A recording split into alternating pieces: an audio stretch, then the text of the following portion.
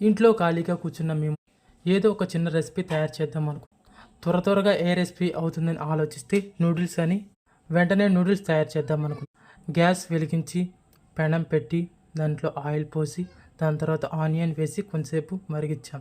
వెంటనే దాని తర్వాత ఆనియన్స్ అండ్ పచ్చిమిరకాయలు అండ్ టమోటాలు మొత్తం వేసి కొంతసేపు మగ్గనిచ్చి ఎల్లో కలర్ వచ్చేదాకా వెయిట్ చేసి నూడిల్స్ ప్యాకెట్లో వచ్చే చిన్న కారం ప్యాకెట్ దాంట్లో వేసి వెంటనే 4 గుడ్లు తీసుకుని దాంట్లో కరిగించి కొంచెంసేపు గరిటెతో మొత్తం అటు ఇటు తిప్పాం.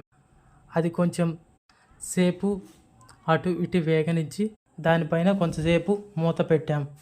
కొంతసేపటి తర్వాత అంతకుముందే నూడిల్స్ని ఉడకపెట్టిన వాటిని పెనంలో వేసి గరిటెతో అటు ఇటు తిప్పి కొంతసేపు ఆగిన తర్వాత పొయ్యి మీద నుంచి దించి కింద పెట్టి అలా చెమటలు కారుతూ తింటూ ఉన్నాం. టేస్ట్ మాత్రం